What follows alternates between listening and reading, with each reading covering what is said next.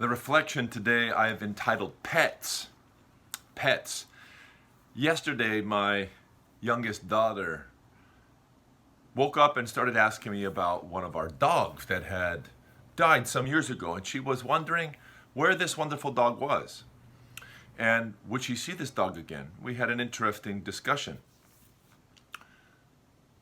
Despite what some people have experienced, and as a priest I've heard several times over the course of my pastorate, stories of visions and dreams that my parishioners have had that include their dogs or cats supposedly being in heaven.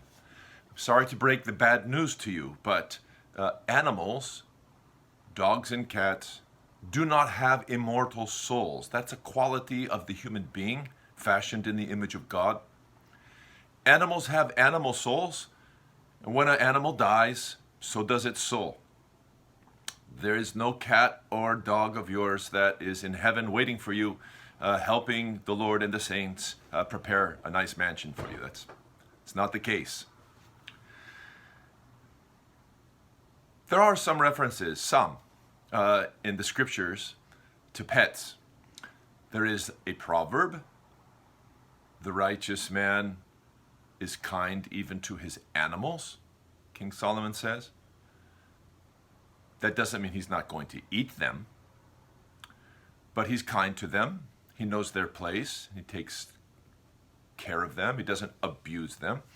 Of course, there's that beautiful little appearance of the family dog in the romantic story of Tobit. When his son Tobias goes on his long journey, the family dog goes with him. That's wonderful and cute. Some saints had special animal friends. Special snake, special lion, special bear. But they didn't treat them like human beings. And they certainly didn't use them as substitutes for authentic Christian fellowship. You know, the great St. Silouan, the Athonite, who reposed in 1938 and has taught the world how to love, had tremendous concern about the temptation to replace loving other human beings and God with animals. If you read his biography, written by the newly glorified Saint Sophronia of Essex, in the opening part of that biography, somewhere in the first 50 pages, there's a meditation upon Saint Silouan's caution against animals having too important a place in our life, and especially about making them friends. He was extremely concerned with that concept, that an animal should be considered a human being's friend. Our country, which has fallen out of love with God, in the secular West, we've fallen out of love with God and therefore have lost appreciation for the human person. That, together with the full-blown embrace of evolutionary theory, has led us to consider human beings just to be animals, and it has really propped up this ridiculously bogus notion that somehow human beings and other pets really were just a little bit different on the scale, a little bit more advanced perhaps than dogs.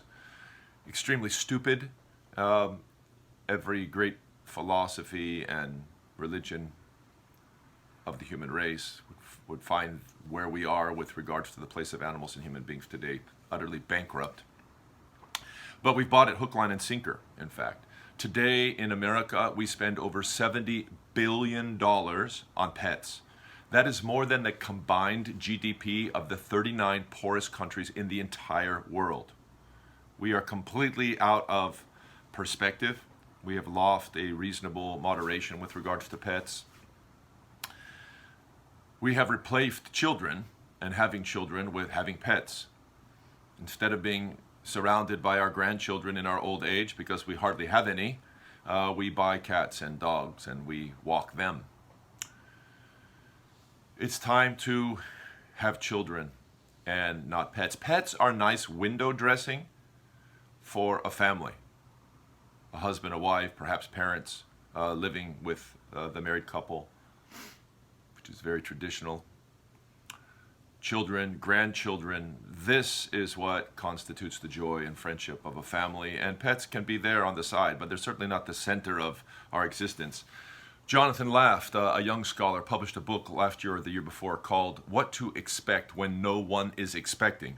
It's a fantastic document documentary about the demographic winter that we're embracing in our failure to heed the first great commandment to human beings, which is to be fruitful and multiply. Because we've embraced the contraceptive culture, we're not interested in even reproducing ourselves, let alone multiplying. We are embracing pets instead. Jonathan went from town to town throughout America and showed the number of baby stores closing and the number of pet stores increasing. Pet grooming parlors, pet insurance companies, pet cemeteries. Forgive me, it is grotesque, absolutely grotesque.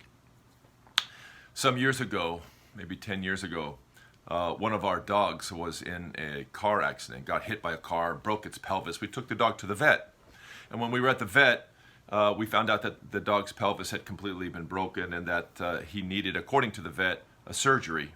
That surgery, when I asked him how much the surgery was going to be, the surgery was going to be some thousands of dollars. And I told the vet, you know, I am a father, I have many children, and we won't be able to do that. So we'll just take the dog home and stay with him as he goes through this trouble. And the vet proceeded to give me a moral lecture, that it was my moral duty, he said, to take care of this dog and get its surgery because it was my dog. And I looked at him and I said, excuse me, sir. I said, doctor, you're a veterinarian. You're the vet. I'm the priest. You talk about the health of the dog. I talk to you about morality. And it is immoral to spend money that you would spend on human beings to take care of them, to take care of a dog. We left. We brought the dog home. And for 3 or 4 months, he couldn't move. But our children loved him and petted him and had fun with him, sprinkled holy water on him. And what do you know? 4 months later, he was back to normal. Just saying. May God give us reason, and may we find the right place for pets in our lives. God be with you. Thank you for watching this video. Do you know that PNP is recording the lives of the saints for every day of the year? It's a massive project and we're halfway done, and we need donors to help us complete the project. Would you consider making a donation on our website today? Thank you, and God be with you.